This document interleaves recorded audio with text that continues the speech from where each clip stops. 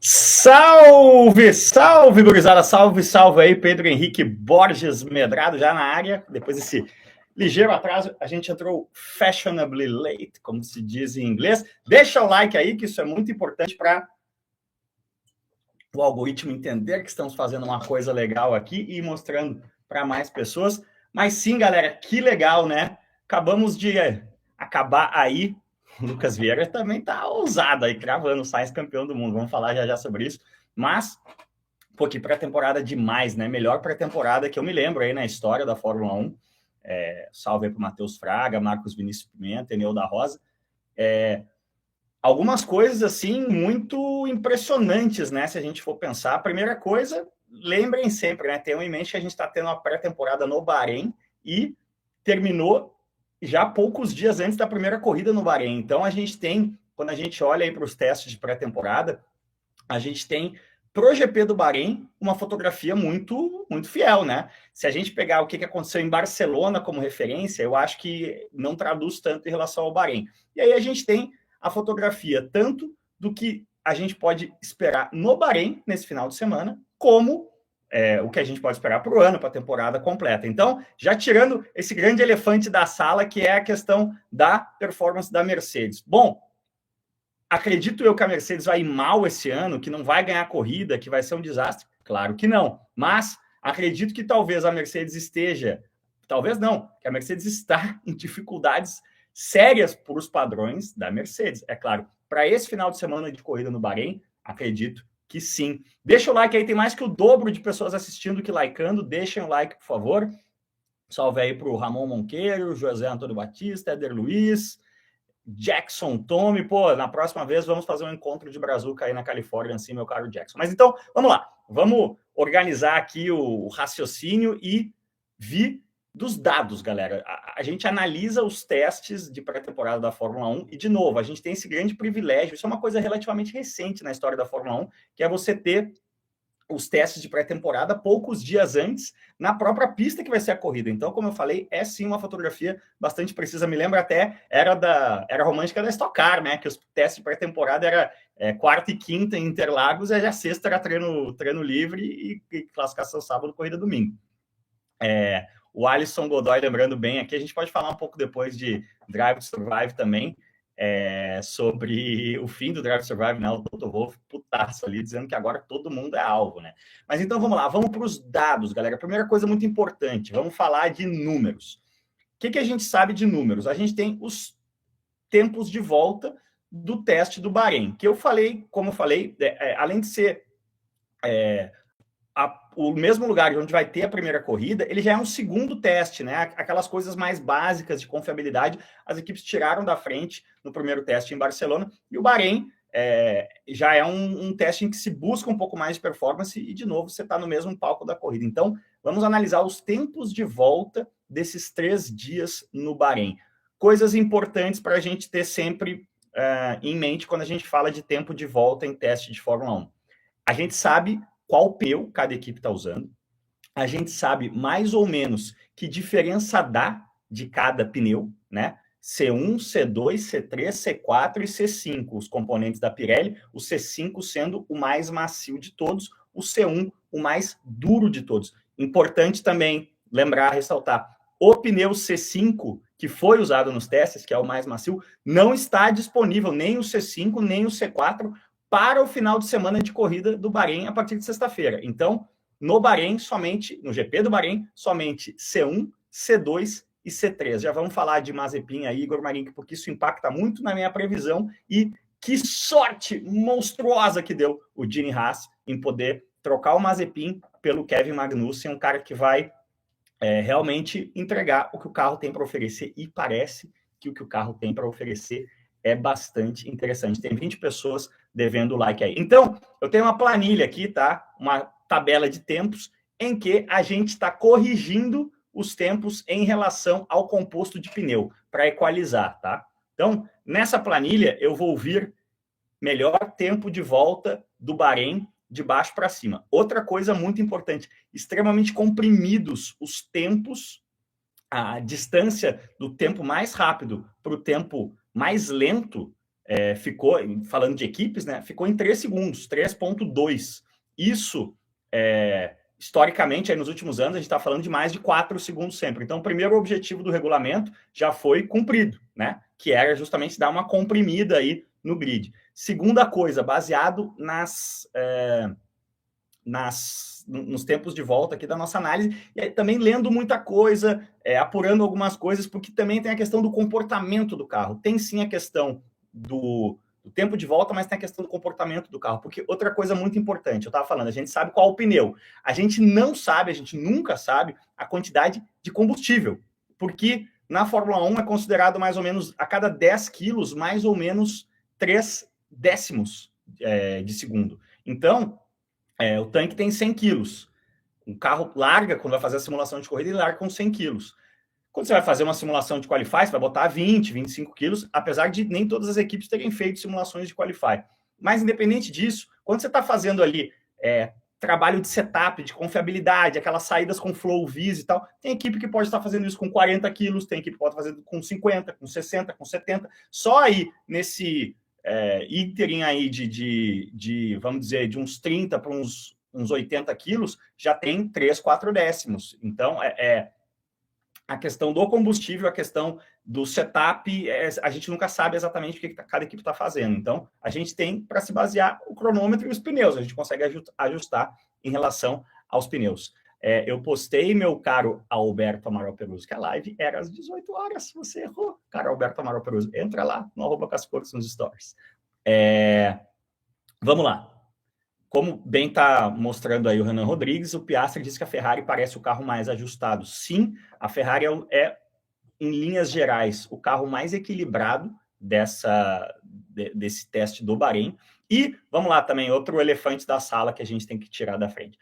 O tal do porpoising, né? Que estão traduzindo aí como efeito sanfona. Boa tradução aí, não sei, eu vi o Felipe Jafone usando, não sei se ele foi o primeiro a usar, mas, de fato, vamos falar, olha, eu estou nessa estrada de automobilismo há mais de 20 anos, eu ganhei a minha vida escrevendo em inglês sobre automobilismo durante 2 anos, né, de 2004 a 2006 nos Estados Unidos, e eu nunca tinha ouvido essa palavra antes, até essa temporada agora. O que é o tal do porpoising? É o pula-pula, né, o efeito pula-pula aí dos carros, que era uma coisa que não acontecia porque não fazia parte da nossa realidade, né? Por que está acontecendo isso? Porque os carros têm o efeito solo, né? O que é o efeito solo? É basicamente você criar uma zona de baixa pressão embaixo no assoalho para sugar muito o carro. Na verdade, já existia o efeito solo de certa forma na Fórmula 1 nos últimos anos, mas não de forma tão radical. Então, esse efeito solo, essa pressão que gera para baixo é tão grande que em certas velocidades o carro é sugado e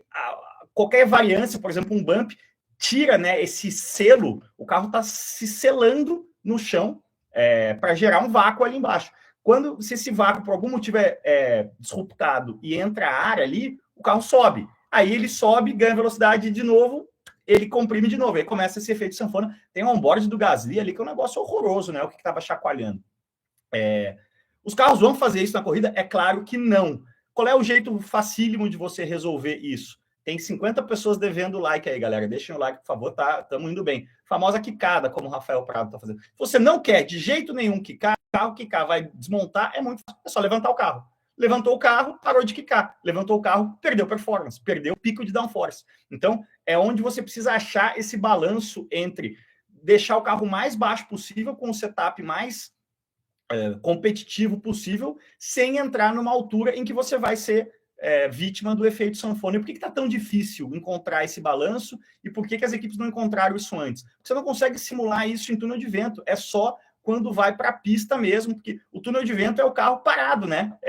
Não agem forças sobre o carro está parado e o vento está passando. Quando o carro se movimenta no ar de verdade, as forças passam a atuar sobre o carro. E aí a gente tem outros fatores muito complicadores, que são os pneus de perfil baixo, perfil roda aro 18 com pneu de perfil baixo. O que aconteceu? Ao perder essa banda larga do ombro do pneu, a Fórmula 1 passou a usar suspensões mais firmes, né? Porque o pneu fazia muito esse aspecto. Pega aí onboard em slow motion de lugares como Hungria, a gente vê muito, né? O pneu fazia assim em slow motion, né? Era muito bonita a imagem, justamente porque o pneu, por ter um ombro alto, ele fazia muito um aspecto de suspensão na Fórmula 1. Agora, muito disso se perdeu. E aí tu tem que compensar com suspensão mais firme. Suspensão mais firme pula mais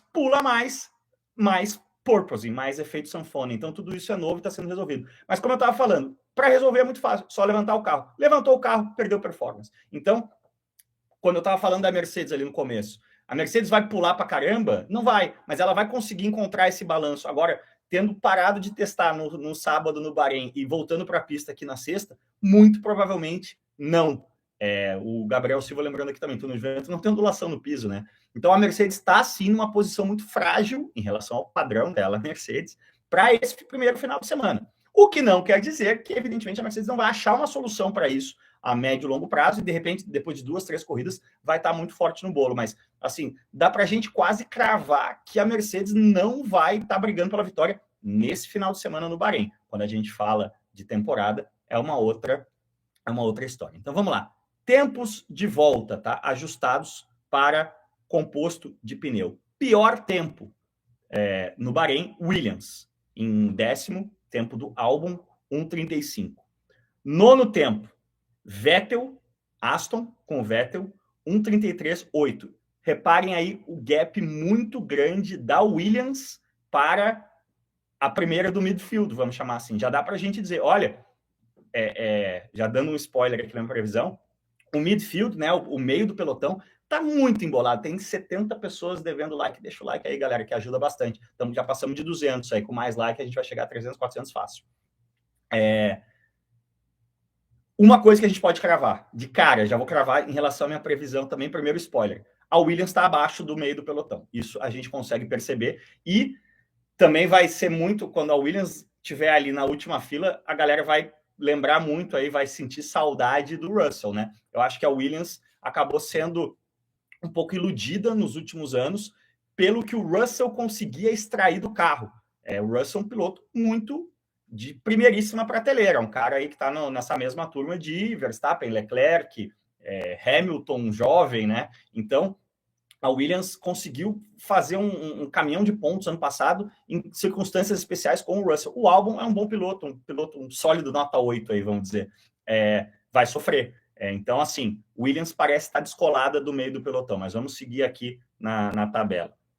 Então, nono, Aston com o Vettel. A Aston teve um teste muito complicado em Barcelona. No Bahrein conseguiu fazer volume, mas pelo visto ainda tinha muita coisa para resolver em relação... não teve tempo de tentar uma saída de performance, vamos dizer assim. Botar um pneu macio, botar um tanque baixo, né? 8º lugar no Bahrein, McLaren. McLaren foi muito bem em Barcelona, liderou vários dias. No Bahrein, problemas de freio o tempo inteiro, freio pegando fogo, né? Aliás, teve incêndio de freio também, disco traseiro da Williams. Então, mas no caso da Williams foi um erro de procedimento ali. O Jost Capito, chefe da equipe Williams, falou que foi uma bobagem que dava até vergonha de falar. Então, não foi uma preocupação para a Williams. Para a McLaren, sim, perdendo tempo, constantemente tendo problema de superaquecimento nos freios. Então, McLaren com 33,1, ou seja, 7 décimos à frente da Aston, tá? Nos tempos ajustados aí. 7º, AlphaTauri com o Tsunoda, 33,0, então AlphaTauri aí quase 2 décimos na frente da McLaren. 6º, Alfa Romeo com o Bottas, 32,985, quase praticamente o mesmo tempo da AlphaTauri. A Alfa Romeo teve muito problema de confiabilidade em Barcelona, teve muito problema de kika-kika, de porpoising, tanto em Barcelona quanto no Bahrein, mas, porém, todavia, contanto, e eu tenho uma boa notícia para você, Nathanael Martins, que está dizendo que esperava mais da Alfa. Uma das grandes dificuldades do regulamento desse ano, que dizem que a própria Mercedes está passando por esse problema, é um dos problemas que explica essa falta de performance da Mercedes, é chegar no peso mínimo de 795 quilos, se não me engano, com um carro totalmente novo. Isso é uma coisa muito inédita e muito rara na Fórmula 1. Tem equipes que não estão conseguindo chegar no peso mínimo. Os carros estão acima do peso. Isso é impensável na Fórmula 1. Normalmente, você tem um peso mínimo, você faz o carro mais leve e coloca lastro para chegar no peso. Então, tem equipes que não estão conseguindo chegar no peso mínimo. Especula-se que a Mercedes seja uma delas. E dentro desse contexto, o que se diz ali de rádio paddock é que o carro mais leve de todos, o carro que está mais abaixo do peso mínimo e consegue jogar com lastro, é a Alfa Romeo. Então, eu acho que a Alfa Romeo ela está com problemas aí de confiabilidade. Acho que o temor aí do Bottas, primeiro tem um bom piloto ali agora também, porque o Kimi é um cara desmotivadão já, né? Veteranão. Giovinazzi, um cara muito errático, muito incerto. Acho que agora a Alfa Romeo tem uma régua decente para saber se a coisa está indo bem ou não, que é o Bottas. 70 pessoas devendo like, deixa o like aí que a gente vai passar de 300 ao vivo. Então, assim, eu acho que o problema a preocupação hoje do Bottas, do Fred Vasseur, quando põe a cabeça no travesseiro, é se vai chegar no fim da corrida no Bahrein. Mas no Qualify, eu acho que a Alfa vai bem, tá? E estou refletindo isso nas minhas previsões. Então, sexto tempo, Alfa Romeo com Bottas, 32,9. Quinto tempo, Mercedes com Russell, 32,75, ou seja, a Mercedes 2 deciminhos aí na frente da Alfa Romeo. Quarto lugar, Alpine com o Alonso, só que a Alpine passou um pneu C5, né? Uma das poucas equipes aí que passou o pneu mais macio. Como esse pneu está 2 graus acima do composto mais macio que vai estar disponível no Bahrein, que é o C3, as equipes não se preocuparam muito com o C5. A Alpine passou um C5, 32,7 o tempo do Alonso com a Alpine, praticamente o mesmo tempo do Russell. Muito celebrado aí na Alpine a questão de não ter problemas com confiabilidade do motor, né? A Alpine, a Renault, fez um conceito de motor totalmente novo para esse ano, que é o mesmo esquema que a Mercedes faz desde 2014, né? Que é dividir o turbo entre a turbina e o compressor. Uma solução que a Honda muito relutantemente adotou e aí conseguiu ter o salto e atual campeã, né? A Alpine está trazendo para esse ano, e quando você muda radicalmente o conceito de motor, a preocupação com confiabilidade é grande. A equipe diz que não deu o gás todo no motor ainda, também estou considerando isso nas minhas previsões. Meu caro Evandro Ney da Silva, de cabeça eu não lembro, você está com o computador aberto aí, dá uma bugada, se é 795, 800, 805, e confirma para nós aí, até porque quando a gente vê na gringa, isso aí normalmente a gente vê em pounds, né? Terceiro tempo, para a gente terminar a nossa lista aqui, Ferrari, 32,4 com o Leclerc.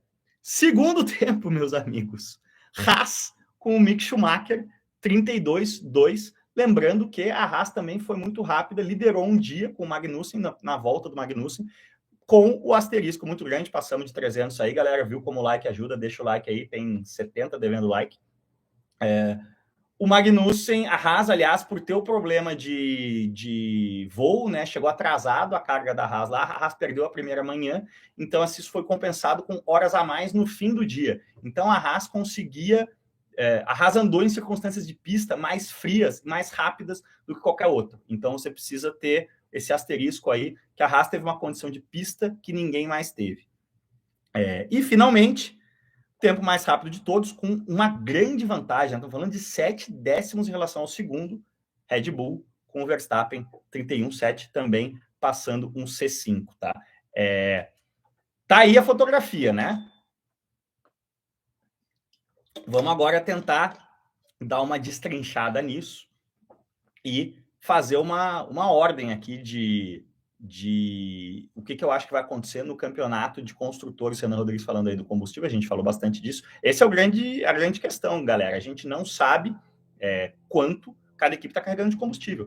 Historicamente, na Fórmula 1, era muito comum, principalmente as equipes pequenas, que ainda estavam atrás de um patrocínio aqui, um patrocínio ali, fazer o que em inglês se chama de glory runs, né? Corridas da glória, que era botar um pneu macio, botar pouco tanque de combustível e fazer um tempo de volta para dizer, aí, galera, estamos forte para esse ano, tentar fechar algum patrão. Hoje em dia, tem tão pouco... tão poucos dias de teste, são só 6 dias, galera. São 3 dias em Barcelona, 3 dias no Bahrein, que meio que não dá para você perder muito tempo com essa brincadeira, não. A Haas talvez tenha feito um pouco disso justamente por ter esse horário a mais. Ou talvez tenha só se beneficiado da pista mais fria. A gente sabe que a pista mais fria pode vir 3, 4, 5 décimos. Então, não dá para cravar que a Haas fez isso. Mas, então, deixa eu parar aqui. Vamos dar uma trocada de ideia rápida com vocês aqui. Então, eu estava falando, né, como essa pré-temporada foi a mais legal dos últimos tempos, com o regulamento novo, né, o Camel Mello falando aqui, nunca devemos duvidar da Mercedes. Sim, concordo com você, meu caro Camel Mello, mas quando a gente fala de temporada, para o Bahrein aqui, a situation está complicada. O Paulo Mendes aqui, você acha que a grande diferença do desenho dos carros e das asas pode influenciar no efeito sanfona? Sim, sem dúvida. Por isso que a gente tem algumas equipes sofrendo mais do que isso, com isso, do que outras. Olha só que legal essa imagem aqui. Deixa eu até aumentar o brilho do celular para vocês verem. Porque dos grandes temores desse regulamento novo é que os carros iam ficar muito parecidos, né? Que o regulamento era muito restritivo e os carros vão ficar muito iguais. Uma das coisas mais legais e mais surpreendentes é que os conceitos entre as equipes são radicalmente diferentes. Então, dá uma olhada nessa comparação aqui, ó, entre Ferrari e Mercedes. Olha a diferença de side pod aqui da Ferrari, né? Uma baita entrada de ar para o radiador bem horizontal. A Mercedes, a gente quase não consegue ver nessa imagem aqui a entradinha do radiador. Me lembra a Jordan de 95, lá do Gary Anderson, que tinha bem na frente, assim, um radiador bem baixinho. E olha a diferença de espaço mesmo, né? Ou seja, o que a gente vê claramente aqui? Que a filosofia de como tratar o fluxo de ar entre Mercedes e Ferrari é radicalmente diferente. Se é radicalmente diferente, a chance de serem igualmente eficientes é muito pequena. A chance maior é que alguma equipe, uma das duas, acertou mais o caminho do que a outra. Parece que o caminho da Ferrari está um pouquinho mais acertado. Mas pode não ter nada a ver, na verdade, porque o que está atrasando, o que está realmente prejudicando a Mercedes é essa questão do efeito sanfona, que, como eu falei, se resolve com setup. E aí você encontrar o ponto certo de asa dianteira, de asa traseira, de dureza de suspensão, de rebound de amortecedor para resolver isso, possivelmente está muito em cima para a Mercedes encontrar a solução, mas é algo que você encontra assim com setup. Uma outra coisa muito importante, deixa eu mostrar de novo aqui a imagem, a gente tem declarações aí do Binotto dizendo que o sidepod da Ferrari é desse jeito gigantão assim, por questão de filosofia aerodinâmica e não de packaging. O que isso significa? Não significa que o radiador é daquele tamanho e o jeito que é o assembly do carro ali, a montagem, necessita aquele espaço. Não, a Ferrari fez um quadradão ali e fechou a parte de baixo do sidepod, o undercut, que se chama, de propósito, por filosofia aerodinâmica, realmente para acelerar ao máximo o fluxo de ar em cima do radiador, que vai um pouco contra, em cima do sidepod, vai um pouco contra a filosofia original do regulamento, que era maximizar o máximo, perdão a redundância, por baixo. Então a Ferrari encontrou um caminho diferente aí. Não quer dizer que esse caminho é o caminho dominante, é o caminho certo, tanto que quem está melhor nesse momento é a Red Bull, que aqui tem um corte do sidepod da Red Bull, dá para ver, é bem cortado por baixo, mas é interessante notar que de Barcelona para o Bahrein, essa foto aqui é de Barcelona, aqui, não sei se vocês vão conseguir ver bem, mas vocês percebem aqui que o topo do sidepod da Red Bull é bem plano, né? Isso aqui é de Barcelona. No Bahrein, o topo do sidepod da Red Bull já estava vincadão, justamente como até vou pegar o meu post aqui, ó. Aqui a Mercedes, vocês veem que é o que a galera está chamando de zero pod, né? Sem sidepod quase. E aí a Ferrari tem esse sidepod bem vincadão aqui na superfície. A Red Bull não tinha esse vinco. Depois de Barcelona, a Red Bull trouxe esse sidepod vincado para o Bahrein. Então, parece aí também que a Ferrari inspirou a Red Bull nesse sentido. Os retrovisores da Mercedes, né? A galera tá falando, a tendência aí é que haja uma reunião, né? Vai ter um papo aí, porque fere o espírito das regras, né? Vamos ver, vai ter. Isso tem muito a ver, galera, com o que acontece em performance. Vou já dar um outro spoiler aqui. O caso da Haas, né? A Haas com o teto orçamentário, a Ferrari pegou, ao invés de demitir uma galera, deslocou uma galera para a Haas. Tem 100 pessoas da Ferrari trabalhando em Maranello para a Haas. Isso vai ser um problema? Não sei. Se a Haas chegar andando bem para caramba e tá com cara de que vai chegar andando bem para caramba, isso vai ser um problema. Vai ter chororô. Então a questão do retrovisor da Mercedes está muito ligada a isso. Se a Mercedes chegar chegando e fizer P1, P2 no meio, na frente de todo mundo, o nego vai chiar em função do espírito do regulamento aí. Vamos aguardar. O tamanho do sidepod não tem nada a ver com segurança, meu caro Sara Mandalha. Mas vamos lá. Vamos agora para a minha previsão, tá? Baseado no que a gente acompanhou e apurou em relação a estes testes, tá? Em 10º lugar, como eu falei, claramente a gente tem a Williams um passinho atrás. E aí, a fotografia que a gente tem é do Bahrein, então eu vou até colocar aqui um asterisco, tá? Eu estou fazendo uma previsão da ordem atual das equipes, mais para o Bahrein do que para a temporada. Mas, do jeito que a Fórmula 1 é competitiva, se você começar o ano com um déficit grande, a chance de você recuperar esse déficit ao longo do ano é difícil, né? Então, sim, vamos usar essa previsão para o Bahrein para dar uma previsão para a temporada, porque ninguém aqui vai ficar em cima do muro. Mas o meu asterisco é esse, né? A gente está olhando os testes no Bahrein, poucos dias antes do GP do Bahrein, e é para isso que vale a previsão. Estamos com quase 300 likes. Se a gente chegar em 300 likes passar, eu tenho certeza que a gente passa de 400 assistindo aí. Então, deixa o like. Então, 10º lugar, rabeira desse ano, Williams. Sim, a Williams volta para o seu tempo de rabeira. No passado, com uma sequência, né? A Williams pontuou só em 4 corridas seguidas, né? Foi um verão mágico ali, muito em cima da magia do Russell em Qualify. Parece que para esse ano o carro não deu o salto que as demais equipes do midfield deram, e perdeu esse piloto mágico, chamamos assim, piloto de primeiríssima prateleira. Passamos de 400 aí, valeu, galera. Então, esperem um 10º lugar da Williams. Mas, como eu falei, 3 segundos só, galera, separando o primeiro do último no teste pré-temporada. A Williams não vai ser aquela Williams do ano lá do Sirotkin Stroll, andando sempre em último, disparado, ou como foi a Haas no passado. A Williams vai sim fazer uns pontinhos. Eu acho que a gente não vai ter nenhuma equipe com 0. Vou dar mais uma previsão aqui da Mãe de Nasco. Nenhuma equipe vai terminar o ano zerada.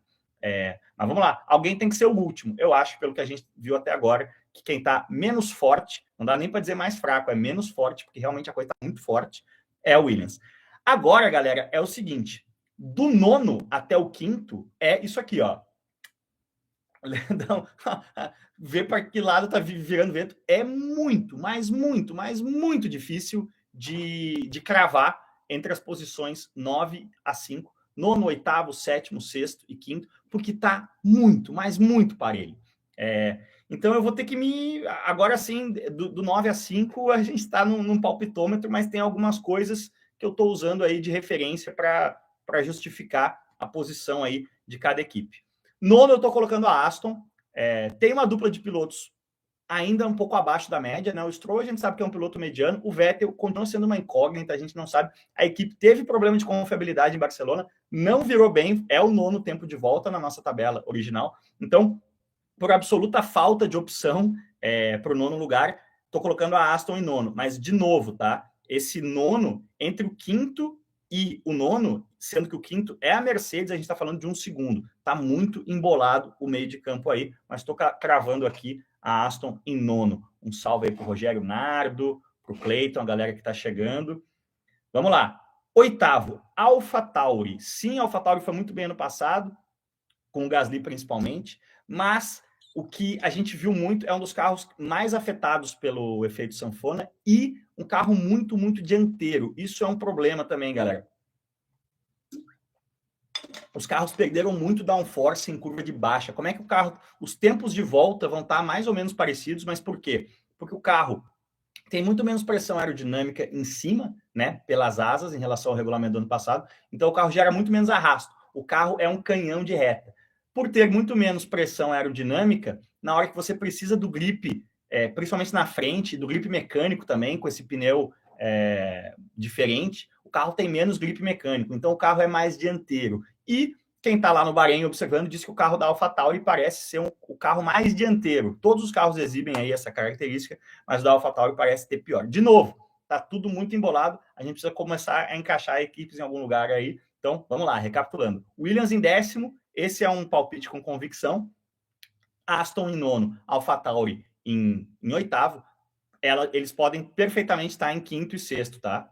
Mas a gente precisa colocar em alguma ordem aqui.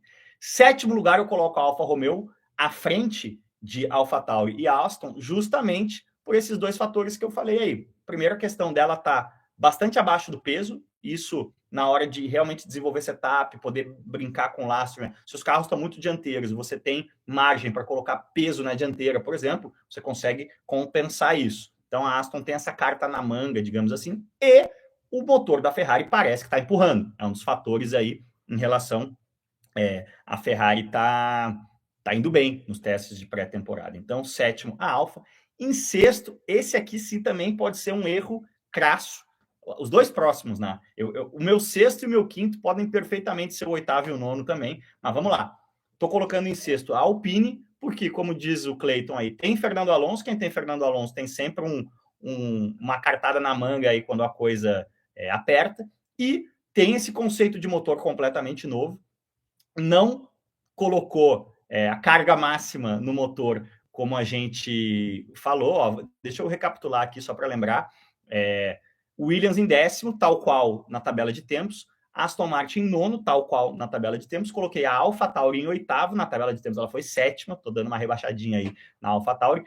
Alfa Romeo eu coloquei em 7º, na tabela de tempos ela foi 6º, também estou contendo aí a emoção, vamos chamar assim, da Alfa Romeo. A Alpine foi a 4ª com o pneu C5, né? Então, estou jogando a Alpine aí para 6º lugar, baseado nessa questão de eles abertamente dizerem que não deram o gás todo no motor. O motor da Renault para esse ano é totalmente novo. Gabriel Silva, eu já falei aqui para não repetir, lembrando sempre quando terminar essa live aqui, ela entra na íntegra, mas esse ano separaram o turbo, né? Conceito aí que a Mercedes tem há muitos anos e a Honda também já adotou aí não faz muito. Então, a Alpine, a Renault, né, a motor Renault tem o turbo separado para esse ano. Eu estou colocando a Alpine em 6º. E aí, em 5º, my friends, a gente não pode brigar com o cronômetro, né? Não dá para brigar com o cronômetro. Sim, a Haas não é a segunda equipe, mas parece que a estratégia do Gene Haas, muito obrigado aí pelo PF, meu caro Luiz Eduardo Andrade. Quem puder deixar um café, um PF aí, a gente sempre agradece, também ajuda na relevância aí, joga o nosso vídeo para mais pessoas. A Haas não é P2, mas a estratégia do Gene Haas de jogar 2021 fora em prol de 2022, tinha que dar alguns frutos, né? Então, assim, primeira coisa que a gente já esperava, que a Haas deixasse de ser essa Haas do ano passado, dos 2 últimos anos até, de ser sempre aquela rabeira do grid. A gente já esperava uma Haas mais parecida com a Haas de 2018, com a Haas de 2019. Não custa lembrar que a Haas de 2018 foi 5ª colocada no Mundial de Construtores, tendo o 4º carro mais rápido. Então a Haas sabe sim operar na frente do meio do pelotão, vamos chamar assim, e, importante, com pilotos experientes, a Haas conseguiu resultados expressivos no meio do pelotão. Um desses caras está de volta. Então imagina que a Haas operava, ano passado, com Mick Schumacher nesse patamar aqui, e Nikita Mazepin nesse patamar aqui. A gente acreditando, digamos assim, no potencial do Schumacher, né? Mas o Schumacher tendo que ser o líder dessa equipe. Agora ela tirou o Mazepin daqui, o Mick Schumacher está indo para um segundo ano em que ele já conhece todas as pistas, e agora ele tem uma régua de um cara experiente que vai comer. O baseline do Magnussen vai ser o mesmo patamar do Mick, não se enganem. A chance da gente chegar agora na sexta e o Mick Schumacher meter meio segundo no sábado, aliás, o Qualify, meter meio segundo no Magnussen, como ele metia no Mazepin, é próxima de 0. Eu imagino que eles vão andar muito próximos, e se eu tivesse que botar R$100, eu botaria que o Magnussen vai ter um deciminho aí em cima do Mick no sábado, apesar de que o Magnussen nunca foi um grande qualificador, né? O forte dele é corrida. Mas, enfim, não dá para negar que a distância de Mazepin, o patamar de Mazepin para o Magnussen é um oceano, é abissal a diferença. E aí eu já endereço também todos os pachequistas aí que ficaram frustradíssimos com o Pietro Fittipaldi, dizendo que o dinheiro fala. Galera, não tem governo da Dinamarca escrito no carro da Haas, não. Tá só lá a Haas. O Magnussen é um cara profissional, sempre viveu de salário. Não custa lembrar que o Magnussen estreou na Fórmula 1 pela McLaren, fazendo pódio na primeira corrida, né? Então, o Magnussen é um cara que fez uma etapa de Fórmula Indy pela McLaren ano passado, foi bem, ganhou corrida no INSA pela Ganassi, é um cara com muito currículo, com muita experiência. Não é um superstar, não é um cara de primeira prateleira, como eu estava falando ali de Verstappen, de Hamilton, ainda se provar mais Leclerc, Russell, mas é um cara muito sólido e muito forte dentro dessa briga de meio de pelotão. Então, estou colocando a Haas em quinto, pela chegada do Magnussen, por ter feito essa estratégia de abandonar 2021 em prol de 2022, por ter esses 100 caras da Ferrari que estão trabalhando pela Haas desde o início do ano passado, porque a Haas largou de mão o carro de 2021, e por ter o motor Ferrari que parece que está empurrando bem. Então vamos lá, Luiz Eduardo Andrade, falando aqui que a sensação é que a capacidade de evoluir o carro vai ser muito mais determinante que nos outros anos, porque o projeto novo traz muitas possibilidades. Muito bem apontado, Luiz Eduardo Andrade, com um asterisco. Sim, quando você muda radicalmente o regulamento, você tem uma janela aí dos primeiras 2, 3 corridas que você pode perceber que você fez uma cagada gigante, que você foi pelo caminho errado e aí você precisa gastar desenvolvimento para corrigir esse rumo. Caso mais clássico, o difusor duplo de 2009, que foi uma brecha que, isso aí muita gente esquece, né? Não foi só a Brown que sacou. A Brown, a Toyota e a Williams sacaram o difusor duplo, tinham o difusor duplo em 2009. Só que a Brown tinha o motor Mercedes, enfim, tinha outras vantagens ali, e principalmente, mas vamos lá, qual era o melhor carro de 2009? Era a Red Bull, o Red Bull RB5 para mim é um dos carros de Fórmula 1 mais geniais de todos os tempos, só que ele tinha a maldita suspensão pull rod na traseira, que não dava espaço para fazer o difusor duplo, então a Red Bull fez um baby difusor duplo, e quando conseguiu colocar esse difusor duplo, o carro acendeu e espancou todo mundo até o fim do ano, só que não deu tempo do Vettel ser campeão, que o Button tinha ganho 6 das 7 primeiras corridas. Então, sim, quando você muda radicalmente o regulamento, a questão de desenvolvimento fica muito, muito, muito crucial, mas qual é o asterisco que eu estou colocando para você aí, Luiz Eduardo Andrade? Lembrando que a gente está numa outra realidade, que é a realidade do teto orçamentário. Então, em 2009, uma equipe com bastante recursos como a Red Bull, e cagamos, esquecemos, não vimos essa parada do difusor duplo, isso faz muita diferença. Joga dinheiro, até sair o difusor duplo. Era assim que, por exemplo, a Mercedes, ano passado, também foi um caminho equivocado de asa dianteira. Teste no vento CFD, conseguiu resolver isso muito rapidamente. Qual é a outra questão aí, que é importante da gente lembrar na questão da Haas? A gente já está desde o ano passado com um regulamento que privilegia quem está atrás na questão de horas de túnel de vento e horas de CFD. Então, parece que a Williams jogou fora esse privilégio que ela tinha de horas a mais e de túnel de vento e de CFD, e a Haas parece que aproveitou. Então, a tendência desse regulamento, galera, é sempre isso. Quem vem da rabeira tem ferramentas para conseguir encurtar a desvantagem. O regulamento prevê isso agora. E quem está na frente, que era o caso da Mercedes, fica tendo menos é bom, né? Menos possibilidades de...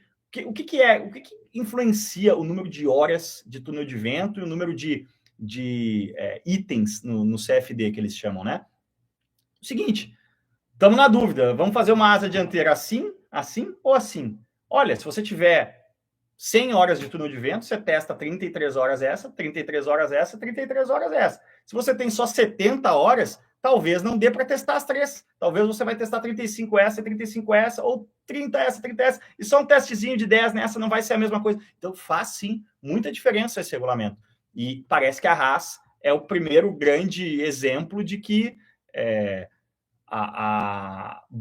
esse regulamento proporciona essas, vamos chamar de ressurreições, né? De vir de trás embalado, que é o que eu acho que a Haas conseguiu, e estou colocando a Haas em quinto. E aí sim, aqui eu faço bem 2 asteriscos, que é um quinto no Bahrein. Quinto em termos de pace, né? Ao longo do ano, eu acho que equipes que eu coloquei para trás da Haas aqui, como a própria Aston, como a Alpine, tem mais musculatura financeira para, como o Luiz Eduardo Andrade sublinhou aí, equalizar essa corrida de desenvolvimento e, quem sabe, passar a Haas. Estamos passando aí, estamos chegando em 500 simultâneos, galera. Mas tem like aí. Se vocês deixarem o like, a gente passa de 500 e a coisa bomba, vem mais gente aqui legal para trocar ideia com a gente. Deixa eu ver aqui quem deixou um cafezinho. Júlio Matos, muito obrigado. Será que rola uma briga com mais de 2 motoristas? Afinal, inventaram esse título de dirigir para ver, brigando pelo título. Boa piada aí, o Júlio César Matos. Realmente, que título horroroso, dirigir para ver. Eu não vou me aprofundar nesse tema aqui agora, porque eu já fiz uma outra live. Um vídeo no sábado, me aprofundando longamente aí. Mas eu acredito sim, e eu vou seguir aí. Vou ser otimista, tá? Quando a gente terminar aqui a escala das equipes nos construtores, eu vou cravar assim meus 3 primeiros no campeonato. Vamos lá, tá quase 500, deixa o like aí, galera. Mas vamos lá, vamos seguindo, passamos de 500, boa, gurizada. Vamos seguindo aqui na ordem. O Renan Rodrigues aqui, quem mais tá falando? Eu vi aqui, o Rafael Alves, o Hulk merecia uma chance. A questão do Hulk, o que a gente ouviu? Sim, rolou uma sondagenzinha ali de Hülkenberg nessa questão da vaga da Haas. Mas o Hülkenberg é o Test and Reserve Driver da Aston, o motor Mercedes, né? A gente sabe que o Vettel é um cara que a qualquer momento pode dizer, quer saber, encher o saco. e sair da Fórmula 1. Talvez até no meio do ano, não descarto. O Vettel tem tanta liberdade na cabeça dele que eu não duvido. A gente sabe que o Lance Stroll é um cara errático, que pode se machucar, sem querer zicar aqui o Lance Stroll. Eu acho que, como reserva das outras equipes ali, se a Mercedes tem um problema, eu não duvido que coloque o Hulk, ele está vinculado nessa esfera Stroll, Aston Martin, Mercedes. Eu acho que o Hulk não quis arriscar.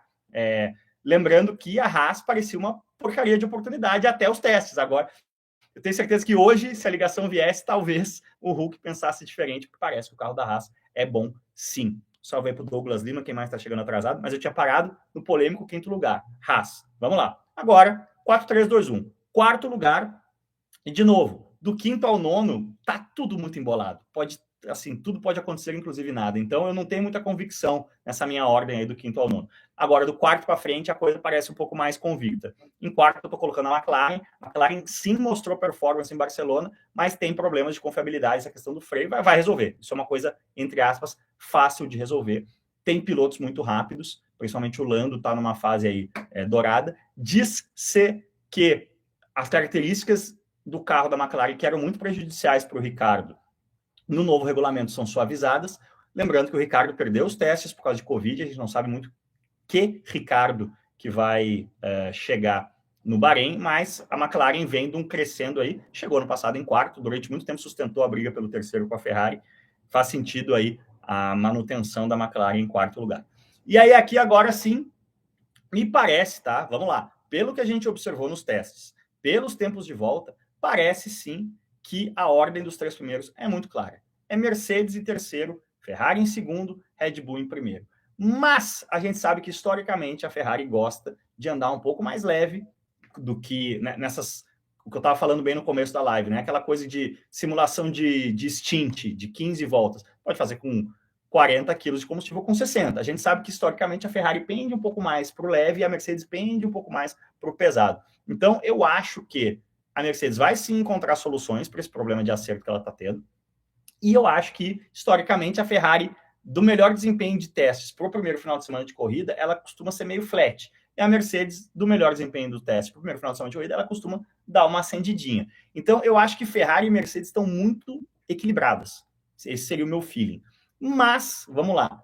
Pro Bahrein, eu acho que a Mercedes não vai conseguir extrair o máximo. Em resumo, a performance da Mercedes está lá no carro. Só que a Mercedes não está conseguindo extrair isso ainda. Ela vai precisar de mais tempo, de mais horas de simulador, de mais horas de túnel de vento para resolver. Então, no Bahrein, eu cravo Mercedes em 3º, Ferrari em 2º. Para a temporada como um todo, eu acho que vai ser uma bela briga. Eu acho que Ferrari e Mercedes, com grandes chances, inclusive, da Mercedes passar, né? Tem o Hamilton, tem o Russell vindo com tudo. Então, apesar de o Russell ter uma certa aura de pé frio, né? Parece que na vez dele sentar na nave, a nave deixou de ser nave, né? Mas eu acho que para esse final de semana do Bahrein, parece que a Ferrari está um passinho à frente. E quando a gente falar de temporada, eu acho que vai ser uma briga muito forte. E aí, a gente tem um outro cluster, sim, que parece que a Red Bull está descolada do resto. Parece que o carro foi sempre muito equilibrado, o Max mudou o estilo de tocada dele, o Max sempre uma tocada muito agressiva, né? O carro muito arisco, muito vivo, a gente vendo, né, na tocada do Max. Ele está tocando o carro do jeito que o carro precisa ser tocado, que é de forma muito suave. E aí estou respondendo aqui a questão do Júlio César Matos, se a gente vai ter uma briga, né, de vários caras. E a própria questão do que eu estava falando do estilo do Ricardo. Esse carro com efeito solo, como a gente estava falando lá, a questão do efeito sanfona, o carro tem que estar selado no chão o tempo inteiro. Quem dá uma saidinha de traseira, anda um pouco de lado, faz o ar entrar no lado. Quem ataca muito a zebra, faz o carro quicar, tudo isso prejudica o efeito solo do carro. Então, quem tem a tocada mais limpa, ou quem é tão bom que consegue se adaptar a uma tocada muito limpa, muito rapidamente, como é o caso do Verstappen, vai ter vantagem. Sobre os problemas da Mercedes, uma outra coisa, para muita gente dizendo que a Mercedes sempre engana, a Mercedes é fogo de palha, né? A Mercedes, galera, cerrou o assoalho do carro. É uma coisa assim, nível Minardi nos anos 90. Assim, a coisa estava tão complicada, estavam tão perdidos de caminho, que em dado momento eles pegaram a serra e serraram ali a frente ali dos bargeboards, né, na frente do radiador, para ver se abria um pouco ali para a questão, porque a sanfonada é isso, é selou de selou, selou de selou. Então, mantendo um fluxo mais constante, eles serraram. Então, a situação é realmente atípica, é uma situação de dificuldade. Só que a Mercedes é um colosso. Então, a chance desse colosso sair da dificuldade é muito grande, mas que a dificuldade é real a ponto da toda poderosa, high-tech, maravilhosa Mercedes pegar um serrote, o serrote de precisão e serrar um pedaço do assoalho do carro, é porque eles estão realmente com problemas que eles não estão acostumados a ter. Uma outra coisa importante, comparando dados de GPS, isso é outra coisa que a gente tem acesso. Dá para ver que nos fins de reta, uma comparação que eu vi entre Ferrari e Mercedes, a Ferrari dava uma descoladinha de fim de reta, sempre. A aceleração era junta, no fim da reta a Ferrari conseguia ir mais além. Aí você tem duas maneiras de interpretar isso aí. Você pode interpretar de forma mais preto no branco ou de forma mais maliciosa. A forma mais maliciosa, você está tirando o pé ou está reduzindo ali a recuperação de energia para não entregar o jogo. Essa é uma forma mais maliciosa de olhar. Formas menos maliciosas. Mercedes não está conseguindo ter a eficiência para ter o deployment, né, a entrega de energia elétrica, a recuperação e a entrega até o fim das retas. O problema é que afetou muito a Honda no ano passado, nos anos anteriores, lembrando que a gente tem um combustível novo, os motores mudaram bastante, né? Agora a gente tem 15% de etanol, os carros perderam cerca de 20 cavalos de largada com isso. Então, muitas mudanças de calibração, a Mercedes pode estar com esse problema. Ou uma outra hipótese, que é o seguinte: se passar daquela velocidade crítica, o carro começa a quicar, eles estão tendo que tirar o pé. Então, pode ser realmente reflexo do problema de setup. Então, tem esse asterisco aí também. A Mercedes está sempre progredindo nos dados de GPS, né? O crescimento de velocidade dela nas retas lá no Bahrein era igualzinho ao da Ferrari até o fim da reta. Até a velocidade terminal rolava esse descolamento. Por quê? Tem aí, ofereci 3 possibilidades, 2 piores para a Mercedes, outra pior para os adversários, de por que isso está acontecendo. Então, a gente está falando de Mercedes em terceiro, Ferrari em segundo e Red Bull em primeiro. E eu acho que a vantagem da Red Bull para esse começo de temporada é significativa. A gente já viu, muitas vezes, Ferrari, Mercedes e Red Bull começarem um pouco para trás, principalmente Mercedes principalmente Red Bull e Ferrari nos últimos anos, começavam o ano um pouco para trás da Mercedes e conseguiam acelerar, conseguiam recuperar. Talvez agora seja a vez da Mercedes começar um passinho atrás e depois recuperar, quem sabe atropelar, mas a gente tem que analisar, prever o que vem aí no Bahrein baseado no que a gente viu nos testes. E sim, das 3, a Mercedes é que parece estar com problemas mais sérios.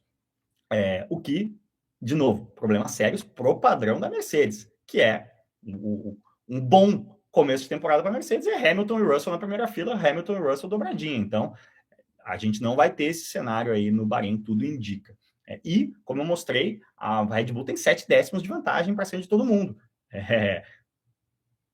Vindo um conceito novo com o Adrian Newey, um Max Verstappen em estado de graça, o carro que é realmente diferente dos demais em conceito ali do sidepod, o motor Honda que está empurrando, tudo indica aí que é concreta essa vantagem da Red Bull de novo, para o começo de temporada. Bom, vamos lá. Cravei aí a ordem dos construtores, mais para o Bahrein, mas vamos ter que dar o palpite para a temporada, né? Então vamos lá, de novo, de baixo para cima.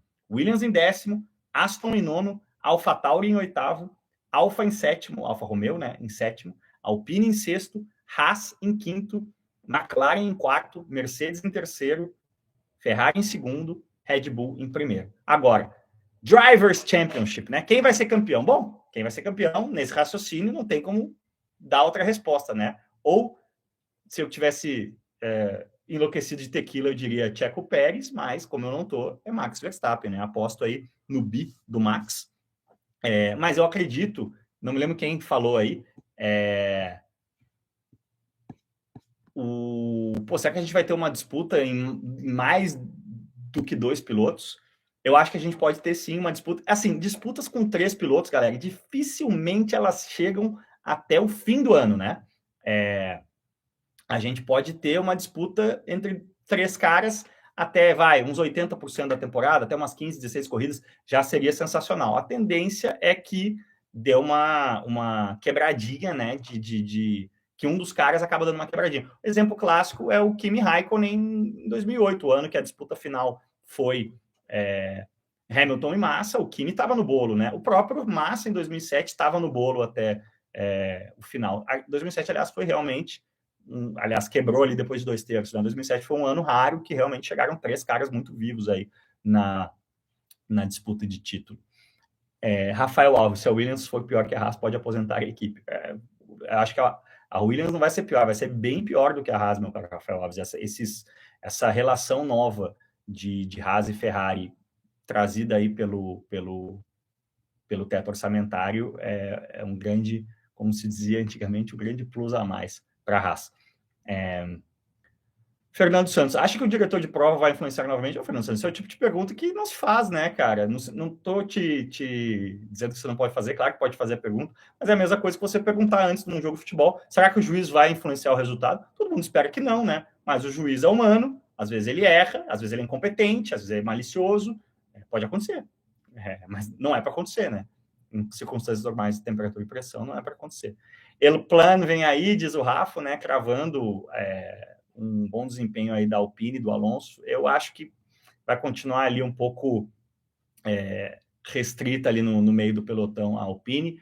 O Ricardo Canhete aqui, tomara que o Leclerc leve surra do Sainz, é muito difícil, né, Ricardo Canhete? O Leclerc é o cara de primeiríssima prateleira, e quando a gente fala de velocidade pura de qualify, é muito complicado. Montoya 2013, diz o Mauro Carvalho, é bom exemplo também no cara que no meio do ano, né, estava muito no bolo, e 2013 foi um dos anos mais legais, né, o próprio Raikkonen estava muito vivo também, depois o Schumachão veio que vem.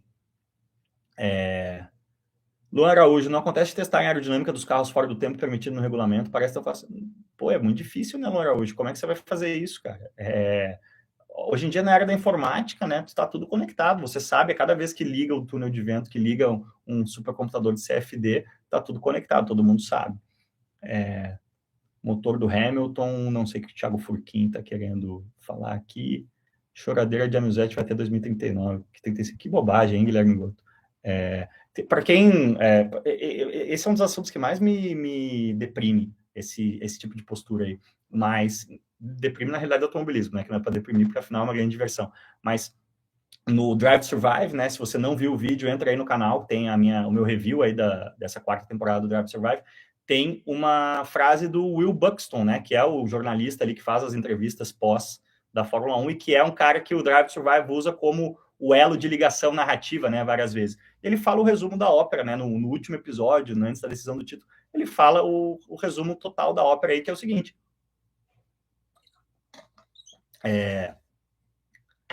Ambos são extremamente merecedores de serem campeões, né? Chegou no fim do ano o Max com 9 vitórias, o Hamilton com 8, na mesma pontuação.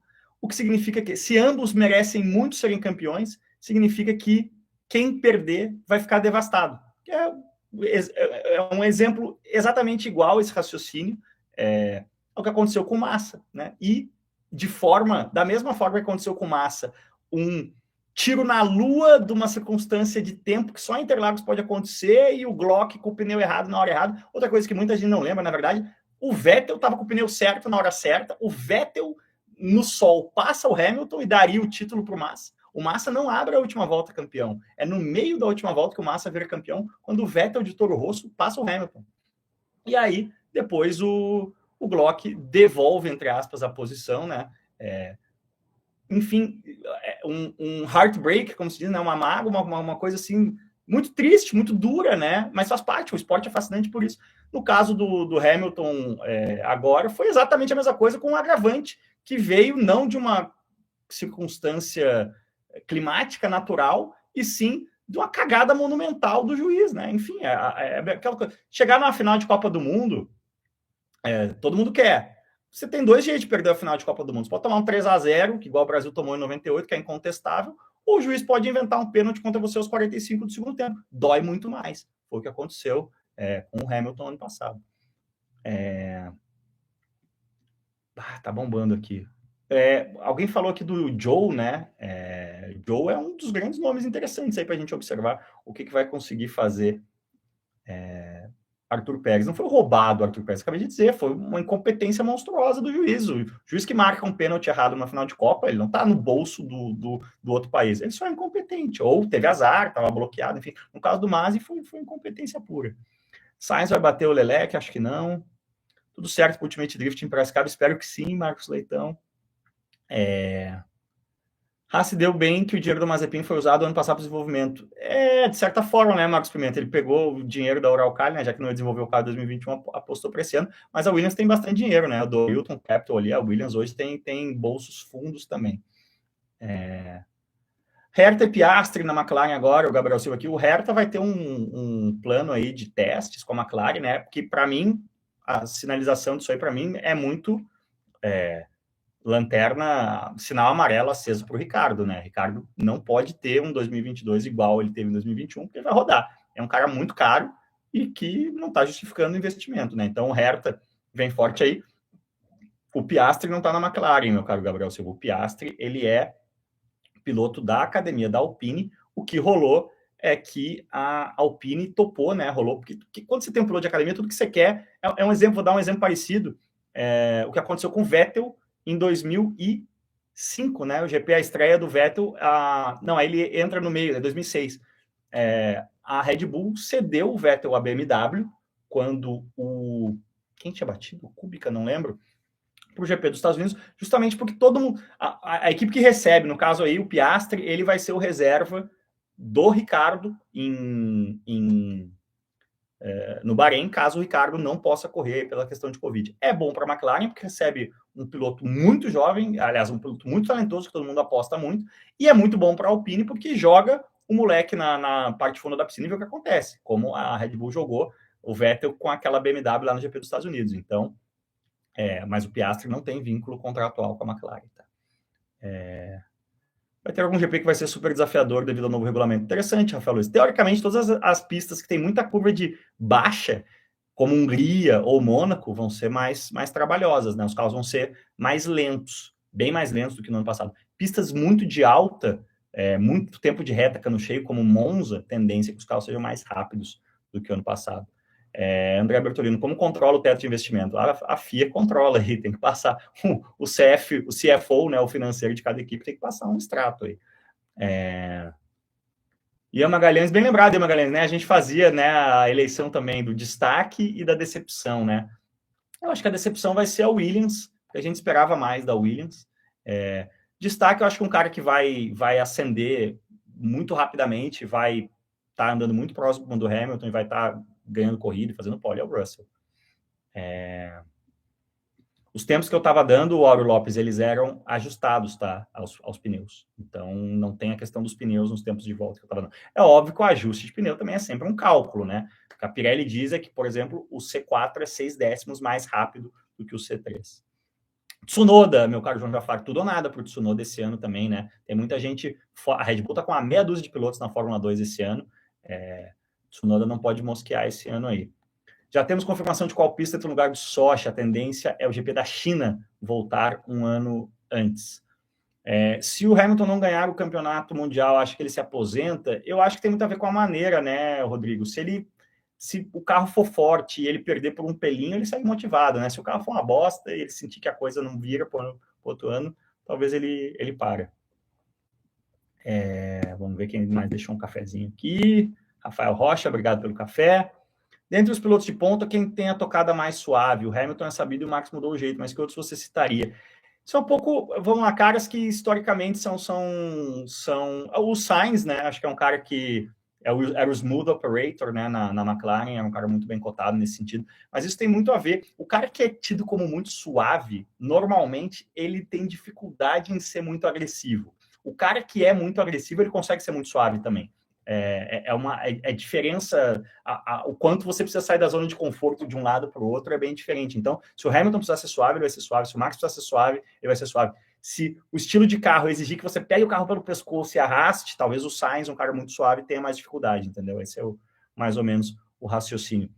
O Tsunoda, Vinícius Fagoni, pegando aí o bonde, eu espero um Tsunoda que erre menos, né? E faça bons resultados. Lembrando que o Tsunoda foi quarto em Abu Dhabi, no fim da temporada passada, mas o problema do Tsunoda é que ele fazia muita cagada e falava, o Drive to Survive é legal demais, os rádios dele ali, sempre falando palavrão no rádio e tal, ele tava muito, o Tsunoda, você vê bem no Drive to Survive, ele é um molequinho, assim, um molequinho imaturo, Então, foi um choque de realidade, assim, tanto que a AlphaTauri trouxe ele para a Itália, né? O Franz Tost fez ele morar do lado da equipe. Ele treinava 2 horinhas de manhã e passava a tarde jogando videogame e comendo Uber Eats. Palavras dele, Tsunoda, que mostram o nível de imaturidade dele, porque ele publica esse tipo de coisa, né? Não é só imaturidade, é autenticidade. Ele é um personagem muito único. Eu acho que a Fórmula 1 é muito mais...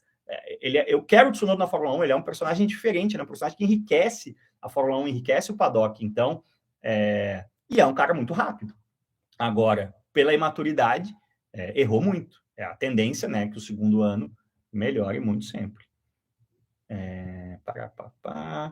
José Batista, para quem vai o apoio do Cássio Torcedor? Cássio Torcedor, quando o Cássio ganhou o primeiro contra-cheque falando de automobilismo em 2001, nas 12 horas de Tarumã, pela Rádio Pampa, o Cássio Torcedor morreu, meu caro José Batista. Valeu pelo café aí, André Bertolino. Arthur Pérez, acho que o Gasly tem alguma chance de voltar para a Red Bull. É engraçado, né, Arthur Pérez?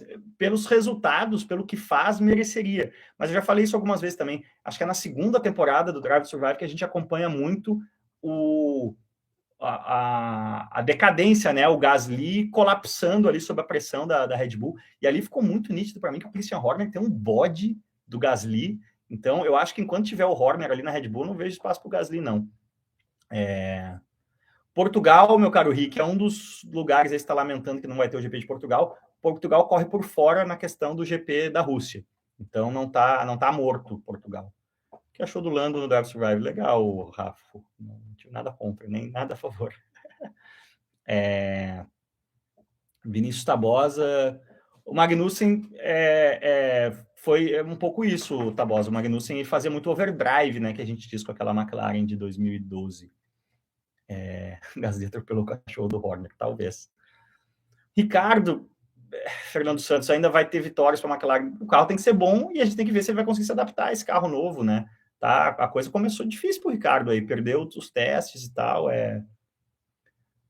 André Bertolino, DTS deixou escancarado o esquema de patrocínio, mas não foi o Drive to Survive, né, que deixou escancarado, meu caro André Bertolino. A gente já sabia, isso é público, todo mundo sabe, todas as declarações. O que a gente teve acesso ali saborosamente ao Drive to Survive é mostrar como o Papa Mazepin estava putaço ali, a questão toda de troca de carro. Ano passado ele usou essa cartada, ele falou, ou troca um carro ou paro de pagar. Isso que torna o Drive to Survive tão saboroso, né? Poder ver esse tipo de bastidor. O P-Fit tem alguma influência para o carro da Haas ter melhorado algo? Não dá para saber, né? Ele já está há bastante tempo ali também, né, Michel? Hoje em dia, o piloto de teste ele faz muito pouco, né? Não é que nem no tempo ali, fim dos anos 90, início dos 2000, caras como o Luciano Burti, por exemplo, o Luca Badoer, né? A Ferrari tinha 2, 3 pilotos de testes, porque você colocava os caras para andar. Aí sim o piloto de teste tinha um papel mais relevante, né? Hoje em dia é quase pro forma. Quais pilotos apostam para entrar em 2023, diz o Lucas Vieira? O Piastri é um cara que eu aposto que muito provavelmente vai estar no grid ano que vem. O cara que vai para as férias de verão na sarjeta, anda de moto comigo e volta voando. Isso não é verdade, né? Segunda vez que aconteceu isso no Drive to Survive. Mas o Alexandre Souza, pedir para trocar de carro é bastante comum, tá? No automobilismo. Eu vou te dar um exemplo clássico, assim, categorias como a Sprint Race, Copa HB20, que tem muitos, que a categoria administra todos os carros, todos os pilotos que estão andando do meio do pelotão para trás, em dado momento, levantam essa letra, que o meu carro é diferente, preciso de um novo carro. Isso é muito comum. Na Fórmula 1, numa equipe... E outra coisa, na Ferrari tem meia dúzia de chassis. Se quiser trocar de carro, é só trocar. Na Haas, uma equipe pequena, eu acho que o Papa Mazepin teve que bancar a construção de um novo chassi, de um carro que não teria nada, seria aproveitado para o ano seguinte, né? Porque regulamento novo. Então, acho que foi isso que complicou. Você acha que vão aprovar a entrada do Andretti na Fórmula 1? Tudo indica que sim, né, Gabriel Silva? Mas é uma coisa para 2024 aí. Piastri vai entrar no lugar do Alonso. O Alonso que vai determinar, né, se o Piastri vai entrar no lugar dele ou não. Pietro Fittipaldi tem espaço na Fórmula 1. É muito difícil, Bruno Carcione. Cada ano que o Pietro não entra e não vai para outra categoria. Vamos lá, o Pietro está de test driver da Haas desde 2019. Se ele tivesse desistido, 2019 não tive chance, vou para a Fórmula Indy. faz uma temporada completa na Fórmula Indy, uma equipe de ponta, faz um puta ano, é campeão, pô, chance de voltar. Tá aí o Magnussen, né? Foi para outras categorias, fez um bom trabalho, a porta abriu. Cada ano que ele não entra e não desempenha em outra categoria, a Fórmula 1 é muito competitiva, galera. Olha o que é a qualidade do nível do grid da Fórmula 2 de 2021 para 2022. Um cara que ganhou a Fórmula 3 e a Fórmula 2 direto, sem fazer 2 anos, como foi o Leclerc, como foi o... quem mais fez isso em anos recentes? Acho que só o Leclerc, na verdade. Mas o Piastri fez isso agora e não conseguiu uma vaga. Então, e aí, esse ano vai ter um outro campeão da Fórmula 2. A gente tem o Theo Porcher, que é muito falado, veio outra turma. Então, se você é atropelado, né? É o que acontece. Mais etanol na gasolina não aumentaria a cavalaria do motor. Não, meu caro Michel Feijão. O motor da Red Bull ainda está com o dedo da Honda? Sim, César Cabral. Continua sendo construído no Japão. Vamos lá, saideirinha aqui, Matheus Oliveira, a questão de Volkswagen Audi na Fórmula 1. Toda questão de Volkswagen, grupo Volkswagen, galera, isso aí a gente não tem nada oficial anunciado, mas toda e qualquer conversa em relação ao grupo Volkswagen na Fórmula 1 é baseada em 2026, que é quando a gente vai ter uma mudança radical de regulamento de motor. E vai ser extinto em 2026. Essa foi a condição que o grupo Volkswagen deu para ter qualquer tipo de conversa mais adiante. Vai ser extinto o tal MGU-H, né, que é o sistema de recuperação de calor. A Fórmula 1 tem 2 sistemas de recuperação de energia. Por isso que um carro, isso é uma coisa louca que a Fórmula 1 não valoriza no discurso dela. O carro de Fórmula 1 faz 300 km no palco com 100 kg de combustível. Faz 3 km por litro. Se você pegar a Laguerta cheia aqui no Trânsito de São Paulo, ela faz 3 km por litro também. Então, a Fórmula 1 é muito eficiente porque ele tem 2 sistemas de recuperação de energia, que é a recuperação de calor e a recuperação de energia cinética, transformando em eletricidade. Essa recuperação de calor, em bom português, é um caralho de asa, e a Fórmula 1 vai acabar com isso, porque não tem relevância para a indústria, para o carro de rua. E aí, sem ter que desenvolver esse negócio, o grupo Volkswagen aceita entrar. Se fala muito que, ainda tem uma outra questão, que é a questão que a Red Bull adquiriu aí a propriedade intelectual e não só a propriedade intelectual, né? A infraestrutura toda está montando a Red Bull Powertrains para fazer os seus próprios motores. Então, seria muito mais barato para o grupo Volkswagen simplesmente fazer comprar o naming rights da Red Bull Powertrains para ter o motor na mão. Isso é o que a gente sabe. Se vai ser a Audi com a McLaren, já se especulou muito. Se vai ser a Audi com a Williams, porque tem o link do Jost Capito. Se vai ser a Porsche com a Red Bull, aí 100% no terreno da especulação. Meu caro, já saí bastante do muro, né? A live está 1h10 aqui fora do muro. Dei a ordem das 10 equipes no Campeonato de Construtores e dei os 3 primeiros do campeonato. Quando a live terminar, ela recomeça, aí você pode assistir e pegar aí os palpites na íntegra. Então, beleza, gurizada. Tô sem voz aqui já. Valeu aí para quem deixou o like, valeu muito para quem deixou o café, deixou o prato feito. Isso ajuda bastante aqui, dá mais relevância para o nosso vídeo, para o nosso canal. Se você discorda dos meus palpites, deixa aí nos comentários. Entra lá no @Cascortos, no post mais recente também. A gente pode trocar uma ideia por escrito ali também na sequência. Então, Leandro Gomes de Abreu pode assistir desde o início e todo mundo mais aí, mas eu não vou ser cruel com vocês. Eu cravo o Verstappen campeão aí em termos de campeonato de pilotos. Lucas Emanuel está falando aí, Porsche merece também equipe própria. Essa é uma das questões, essa é uma das possibilidades aí. Se diz que dentro do grupo Volkswagen, a Porsche não admitiria, não teria interesse em ser somente uma fornecedora de motores, quereria uma equipe própria. Está chegando o Andretti aí, enfim, muita coisa pode acontecer até 2026. 2026 é daqui a 4 anos. É outra Copa do Mundo, é outro ciclo olímpico. Pensa, a gente está em 2022, pensa se a gente estivesse fazendo previsões para 2000. Em 2018, a gente estivesse fazendo previsões para 2022, qual era o grau de o quanto elas iam falar de Covid, o quanto elas iam falar de Putin, enfim, vira totalmente terreno da especulação. Mas, enfim, 2026, novo regulamento, muitas chances do grupo Volkswagen estar de alguma forma envolvido. Então, valeu demais, cuidem-se bem, aquele abraço e deixem aí os seus comentários por escrito ou aqui no vídeo, assim que terminar vai subir a live, ou lá no Insta, @Cascortos. Valeu demais, cuidem-se bem, aquele abraço. Outra coisa importante, amanhã, terça-feira, começa a enxurrada de vídeos sensacionais que a gente fez aí em 2 semanas nos Estados Unidos. Então, amanhã, a partir de amanhã, o canal começa com conteúdo aqui muito, muito chique. Valeu demais e aquele abraço.